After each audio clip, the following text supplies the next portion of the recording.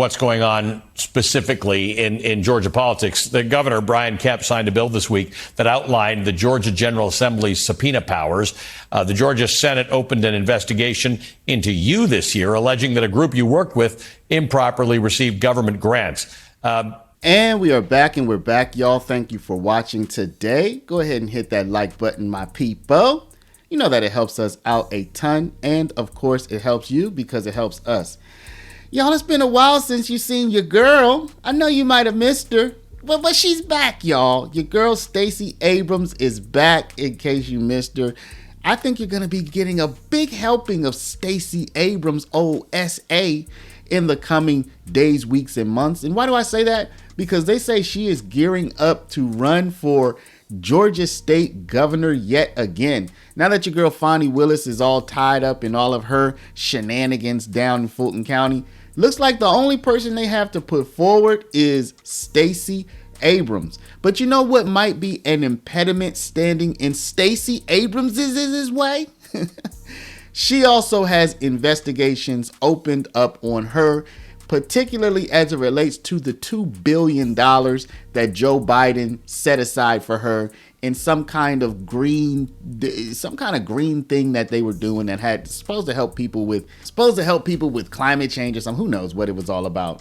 But anyway, y'all, Stacey Abrams currently has an open investigation on her. And earlier today, the state Senate voted to launch a probe into the new Georgia project for alleged financial misconduct.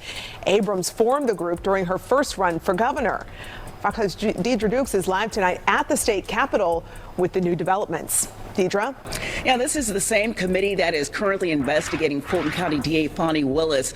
I spoke to the committee chair this afternoon, and he insists that Abrams is not being targeted by this new investigation. Senator Bill Cowser sponsored SR 292 to open a probe into the new Georgia project, which was formed by Stacey Abrams after the grassroots organization was fined $300,000 by the State Ethics Commission for allegedly functioning as an illegal super PAC during Abrams' 2018 gubernatorial campaign. So Abrams is now speaking out, and of course, if you are even somewhat of a respectable journalist or interviewer, you have to bring it up, right? So Stacey is going to, give her politician-y type of address to these concerns that have come out about her. But what has happened, y'all, is a new bill has given the Georgia State Senate additional powers to subpoena Stacey Abrams and Fani Willis. We did a video about that already. But now we're talking about your girl Stacey. We got to talk about all your girls, right?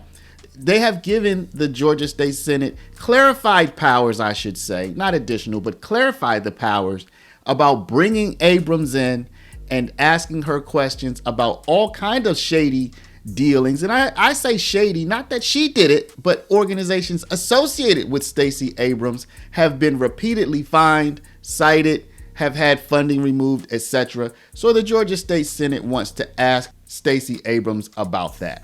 But before we do, y'all, make sure you take care of your money.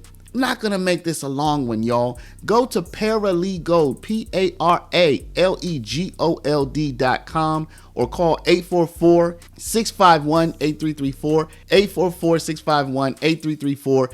If you have $50,000 to $100,000 or more in your retirement, protected from inflation, protected from monetary debasement, you're about to retire. Make sure your money's still there and it's still worth something by investing at least some of it in gold.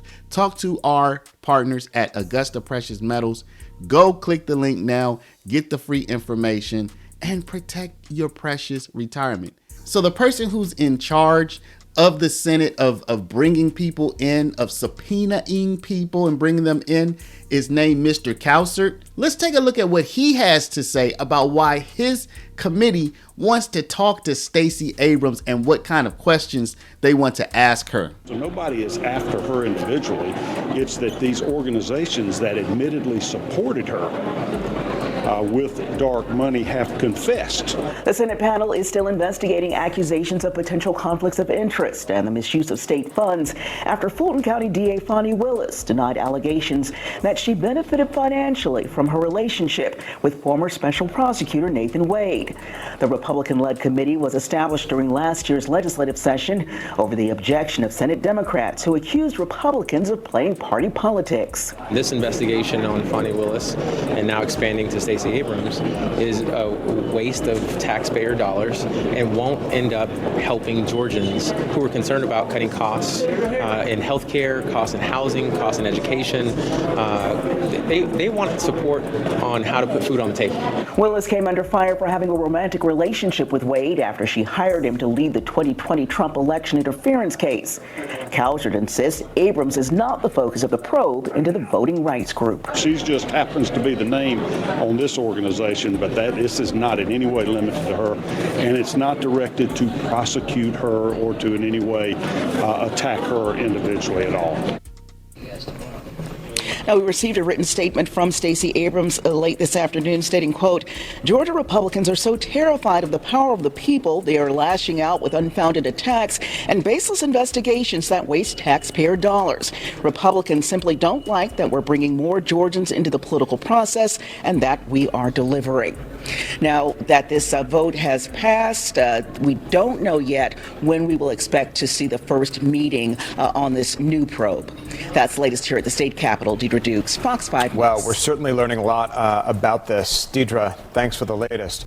So Abrams was recently in this interview, as you saw in the coming up from the beginning of this video just a couple of days ago. And of course, the journalist asked her, the interviewer asked her about this probe into her. Do you think she gave a straight answer, or do you think she deflected? Do you think she leveled with the people, or do you think she blamed somebody else? Do you think she said, I, Stacey Abrams, take responsibility for things that have gone wrong? Or do you think she blamed the other side for the things that have happened to her? Take your guess, but while you're guessing, let's go ahead and take a look at what Stacey Abrams had to say. What's going on specifically in Georgia politics? The Governor Brian Kemp signed a bill this week that outlined the Georgia General Assembly's subpoena powers. The Georgia Senate opened an investigation into you this year, alleging that a group you worked with improperly received government grants.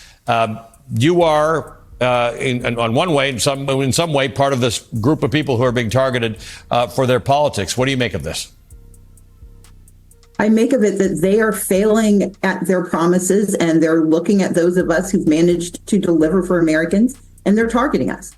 I stand accused of helping people register to vote, helping them turn out and vote, helping make certain that families that wanted to lower their energy costs got the equipment and the support they needed. So essentially, they're mad at me for proving that democracy can deliver, and they would rather distract than actually do their jobs. This is an administration that is being supported by a complicit Congress, and they are doing their level best to distract and destroy rather than to actually deliver. And I am one of the people they've targeted. Unfortunately, what that means is that rather than us being engaged in conversations and, more importantly, in the work of serving the people, we've got to focus some of our attention on fighting against scurrilous accusations that are grounded in nothing but bad faith and, I think, fear, because we keep coming pretty close to proving to everyone that their lies cannot stand. Though we've had a few close movements. Georgia is one of those places where even before the 2024 election, things were happening and courts and electoral boards were doing things that seemed contrary to Democratic interests. We've just watched this play out in North Carolina with the Supreme Court. There's still a lot of activity, generally speaking, on the part of the Republican Party that's not involved in talking to voters about the things that matter to them, including whether it's inflation or voting rights, but about fiddling with the system. Well, there are two ways to an election. You can either win on the merits, or you can win by manipulating the system and by removing undesirable voters. And in the case of North Carolina, by arguing that the voters who followed the rules should not be counted. And the reality for all of us has to be that democracy has to deliver. It cannot simply be an abstract concept. It's got to be a lived experience. I'm as concerned about the 90 million people who didn't show up in the last election as I am about anyone, because they didn't think that their needs were being served by anyone. And if we want to protect our democracy from the rise of tyranny, from a Republican Party that has to own what is happening wholesale, then we've got to start showing people again why democracy exists. It's not about casting a ballot. It's about what that ballot should get you from the people that you hire. So, y'all, why do I even cover Stacey Abrams? What does she have to do with anything? The reason I cover Stacey Abrams, y'all, is because I find her interesting. I really do. She reminds me of an aunt of mine. She kind of looks like my aunt. If you saw a picture of my aunt, you'd be like, yeah, they do look alike. I just find her interesting, y'all. That's why. Okay, I think that's enough. Obviously, y'all do too, because these videos tend to do a lot of views. When you hear somebody got $2 billion set aside for them after not having really much political success in the national sphere or the local sphere for that matter, you lose 2 gubernatorial elections and you get $2 billion. It's just interesting. So that's why. There you have it. I'd like to know what y'all think. Do you think Stacey Abrams is going to run for governor again? If she does, do you think she might win, y'all? And also, what do you think this Georgia State Senate investigation into Abrams and these organizations that she's associated with, do you think they're going to find anything shady? I mean, the shadiness has already been found. As you've seen, one of these organizations was fined $300,000, which was a record fine for this sort of thing. But is there anything else there? What do you think? Let me know in the comments. But before you do, please stop, hit the share button. Share this video out over email, text message, WhatsApp, Facebook, Snapchat, Instagram, all your favorite social mediums. And of course, if you're not a subscriber, please do subscribe. And y'all, look, today, y'all, United States just suffered a credit downgrade, y'all. What more do you need? They're giving you signals that things are not right, people. If you have a retirement, $50,000 to $100,000 or more, go down, click the link, Paralegold, PARALEGOLD.com. Just look into getting some protection for at least part of your retirement, y'all. You look, when later you're gonna be like, man, I should have done it. Just get the information, people. Talk to my people at Augusta Precious Metals. There's no obligation. Get the info. If it's for you, it's for you. If it's not, it's not. But things are getting squirrely out there, y'all. Anyway, y'all, thank y'all for listening. Thank y'all for watching. You know we love y'all. We appreciate y'all. And I'll see you back in the next one.